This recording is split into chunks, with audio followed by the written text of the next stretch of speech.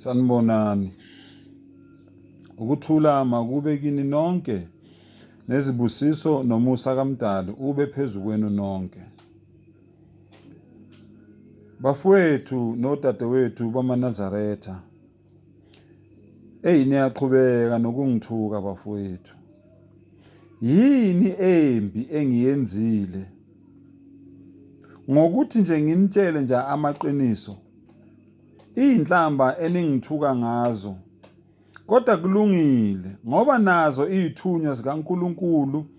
Uma ngabe ulifunda iBhayibheli siyathola ukuthi nazo zazithukeka ngenxa yamaqiniso ezaziwalethile emhlabeni.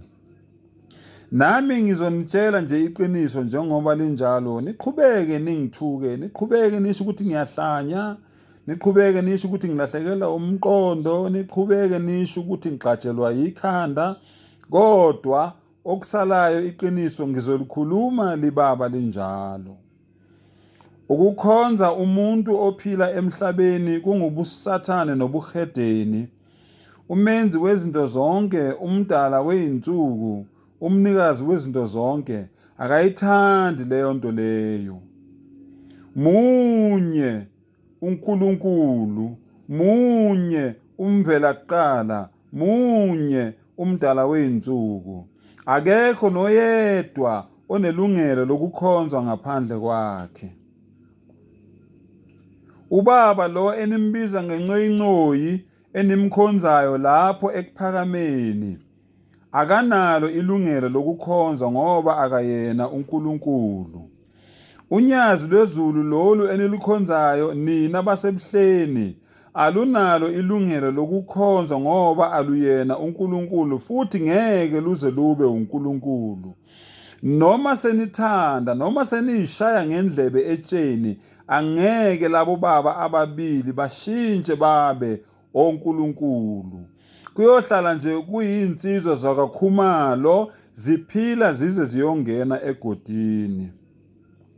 Umkhonza kanjani umuntu oya endlini encane njengawe ayobhosha, aphume lapho asebhoshile bese yashidaba?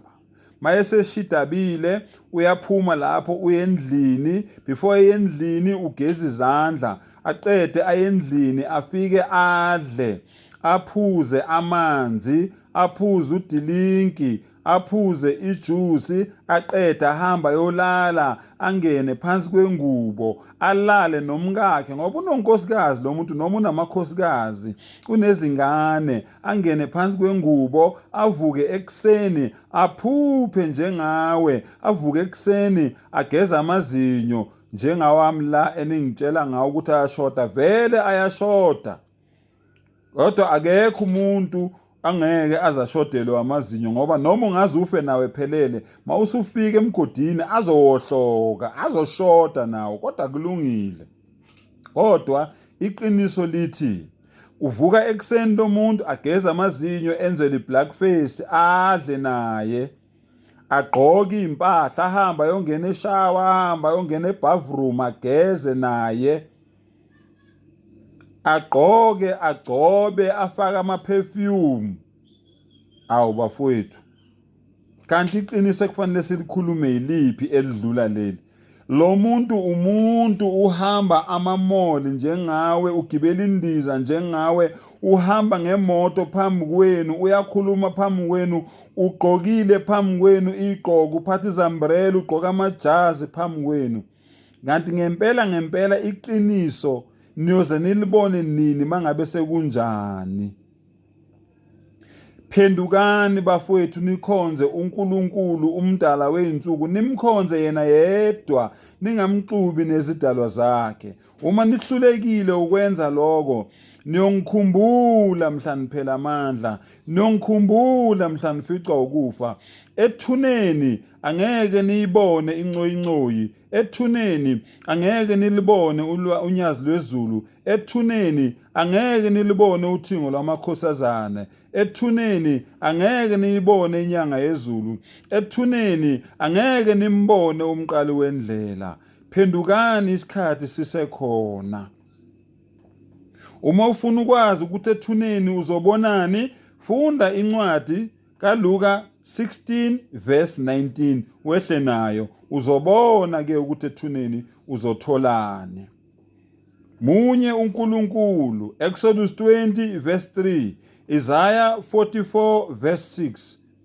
Cela umdali asivule amehlo asipha amandla silibone iqiniso njengoba linjalo. Noma libaba kodwa sizolikhuluma. Uma ngimnandi uzogwinya uhambe nami. Uma ngibaba uzongithimisa njengoba bengithimisa nje abaningi basekuphakameni. Ngiyabonga. Inkosi yomsinibusise.